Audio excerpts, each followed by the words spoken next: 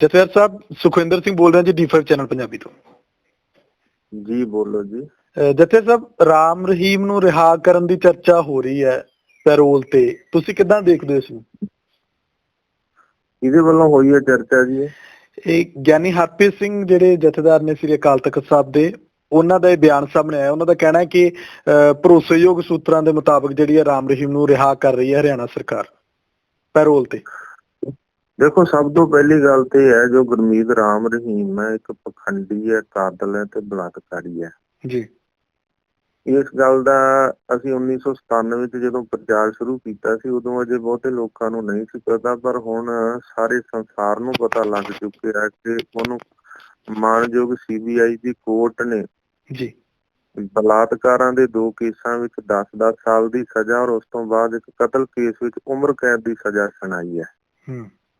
ਔਰ ਜਿਸ ਵੇਲੇ ਉਸ ਨੂੰ ਸਜ਼ਾ ਸੁਣਾਈ ਗਈ ਹੈ, ਤੁਹਾਨੂੰ ਵੀ ਪਤਾ ਕਿ ਪੰਚਕੂਲੇ ਦੇ ਵਿੱਚ ਜਿਹੜਾ ਮਾਹੌਲ ਬਣਿਆ ਸੀ, 40 ਦੇ ਕਰੀਬ ਮਨੁੱਖੀ ਜਾਨਾਂ ਇਹਨੂੰ ਸਜ਼ਾ ਸੁਣਾਉਣ ਵੇਲੇ ਦੇ ਪੈਰੋਕਾਰਾਂ ਦੀਆਂ ਉੱਥੇ ਗਈਆਂ ਸੀ ਔਰ 10 ਦੇ ਕਰੀਬ ਸਰਸੇ ਸ਼ਹਿਰ ਵਿੱਚ ਗਈਆਂ ਸੀ ਜੀ।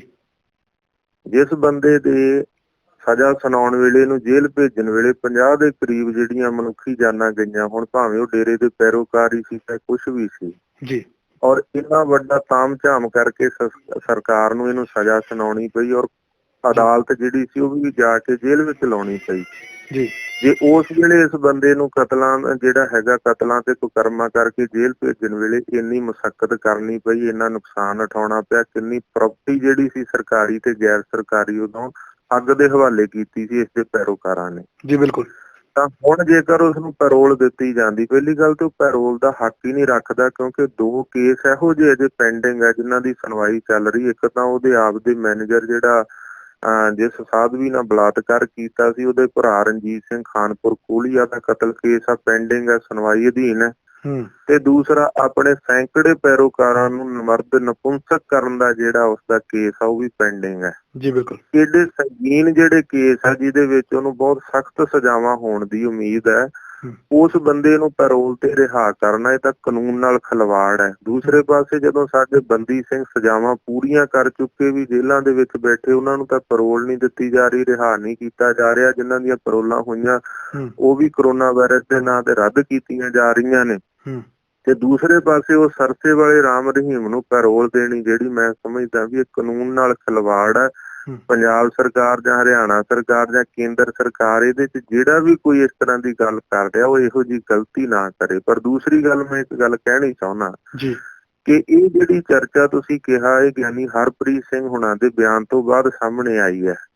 ਮੈਂ ਆਪਣੇ ਭਰੋਸੇਯੋਗ ਸੂਤਰਾਂ ਤੋਂ ਹਰਿਆਣੇ ਚੋਂ ਪਤਾ ਕੀਤਾ, ਜਿਹੜੇ ਸਰਕਾਰੀ ਮਹਿਕਮੇ ਆ ਉਹਨਾਂ 'ਚ ਵੀ ਗੱਲਬਾਤ ਹੋਈ, ਪੱਤਰਕਾਰਾਂ ਤੋਂ ਵੀ ਪਤਾ ਕੀਤਾ, ਉਹਨਾਂ ਨੇ IB ਮਹਿਕਮੇ ਨਾਲ ਵੀ ਗੱਲ ਕੀਤੀ ਕਿ ਇਸ ਤਰ੍ਹਾਂ ਦੀ ਕੋਈ ਗੱਲ ਨਹੀਂ ਹੈ ਕਿ ਸੌਦਾ ਸਾਧ ਨੂੰ ਭਾਵੇਂ ਕਿ ਮੌਜੂਦਾ ਸਰਕਾਰ ਦੇ ਵਿੱਚ ਮੰਤਰੀਆਂ ਦੇ ਅਹੁਦਿਆਂ ਤੇ ਉਹਦੇ ਪੈਰੋਕਾਰ ਬੈਠੇ ਹੋਏ ਆ, ਜਿਹੜੀ ਹਰਿਆਣਾ ਸਰਕਾਰ ਆ, ਤੇ ਅਨਿਲ ਵਿਜ ਵਰਗੇ ਜਿਹੜੇ ਮੰਤਰੀ ਸੀ ਉਹ ਵੀ ਉਹਦੇ ਪੈਰੋਕਾਰ, ਉਹਨਾਂ ਦੀਆਂ ਸਟੇਟਮੈਂਟਾਂ ਸਮੇਂ-ਸਮੇਂ ਸਾਹਮਣੇ ਆਈਆਂ ਨੇ।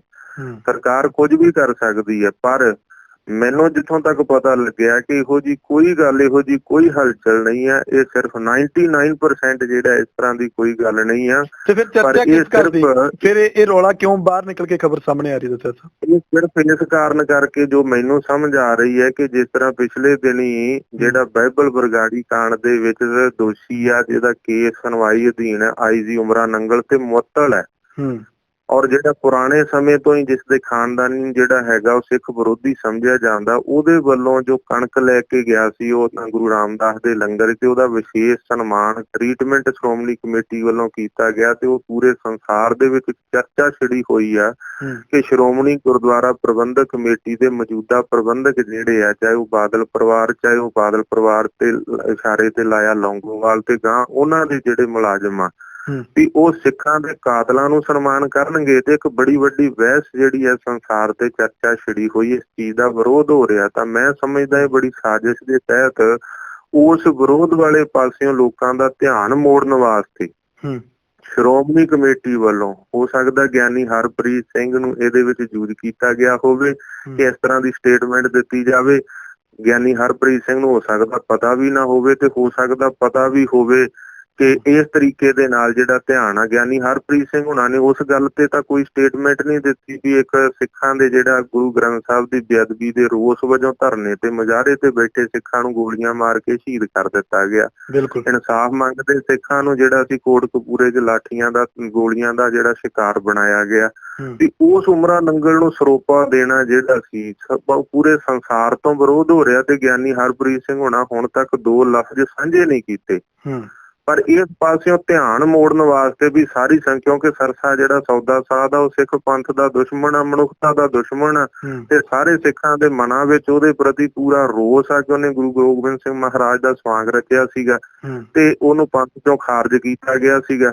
ਇਸ ਕਾਰਨ ਕਰਕੇ ਮੈਂ ਇਸ ਕੜੀ ਦਾ ਹਿੱਸਾ ਸਮਝਦਾ ਵੀ ਜਿੱਦਾਂ ਪੰਜਾਬ ਵਿੱਚ ਹਮੇਸ਼ਾ ਹੀ ਜਦੋਂ ਕੋਈ ਅੰਦੋਲਨ ਚੱਲਦਾ ਜਾਂ ਕੋਈ ਲਹਿਰ ਚੱਲਦੀ ਤੇ ਉਹਦਾ ਧਿਆਨ ਮੋੜਨ ਵਾਸਤੇ ਕੋਈ ਨਵਾਂ ਜਿਹੜਾ ਹੈਗਾ ਪ੍ਰੋਪੇਗੈਂਡਾ ਕਰ ਦਿੱਤਾ ਜਾਂਦਾ।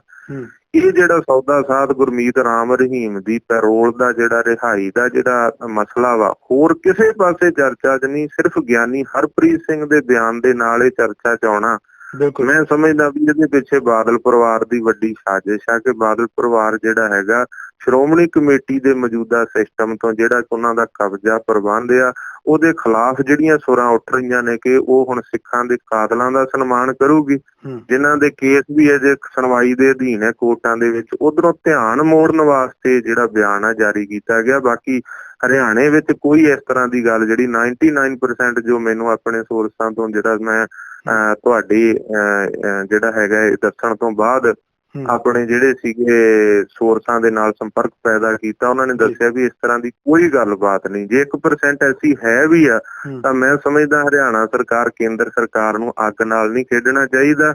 ਜੇ ਉਹਨੂੰ ਪਹਿਲਾਂ ਅੰਦਰ ਕਰਨ ਵਾਸਤੇ ਇੰਨੀਆਂ ਮਨੁੱਖੀ ਜਾਨਾਂ ਤੇ ਇੰਨਾ ਨੁਕਸਾਨ ਝੱਲਣਾ ਪਿਆ ਤੇ ਜੇ ਪੈਰੋਲ ਤੋਂ ਬਾਅਦ ਦੁਬਾਰਾ ਉਹਨੂੰ ਅੰਦਰ ਕਰਨਾ ਹੋਇਆ ਤੇ ਉਦੋਂ ਕਿੰਨੀਆਂ ਮਨੁੱਖੀ ਜਾਨਾਂ ਤੇ ਕਿੰਨਾ ਨੁਕਸਾਨ ਦਾ ਸਾਹਮਣਾ ਕਰਨਾ ਪਊਗਾ। ਇਸ ਕਰਕੇ ਹਰਿਆਣਾ ਤੇ ਕੇਂਦਰ ਸਰਕਾਰ ਇਹੋ ਜਿਹੀ ਗਲਤੀ ਨਾ ਕਰੇ। ਤੇ ਬਾਕੀ ਦੂਸਰਾ ਜਿਹੜਾ ਹੈਗਾ ਉਹ ਸੰਗਤਾਂ ਦਾ ਇਸ ਪਾਸੇ ਧਿਆਨ ਮੋੜਨ ਵਾਸਤੇ ਜਿਹੜੀ ਸਾਜ਼ਿਸ਼ ਆ ਮੈਨੂੰ ਲੱਗਦਾ ਇਹਦੇ ਤੋਂ ਵੀ ਸੰਗਤਾਂ ਨੂੰ ਸੁਚੇਤ ਹੋਣਾ ਚਾਹੀਦਾ। ਮਤਲਬ ਜਥੇ ਸਾਹਿਬ ਤੁਸੀਂ ਇਹ ਮੰਨਦੇ ਹੋ ਕਿ ਕਿਤੇ ਨਾ ਕਿਤੇ ਗਿਆਨੀ ਹਰਪ੍ਰੀਤ ਸਿੰਘ ਜੀ ਨੂੰ ਫੇਰ ਤੋਂ ਜਿਹੜਾ ਉਹ ਸਿਆਸੀ ਜਿਹੜਾ ਉਹਨਾਂ ਤੇ ਦਬਾਅ ਕੋਈ ਇਹੋ ਜਿਹਾ ਜਾਂ ਸਿੱਧੇ ਤੌਰ ਤੇ ਉਹਨਾਂ ਨੂੰ ਵਰਤਿਆ ਜਾ ਰਿਹਾ?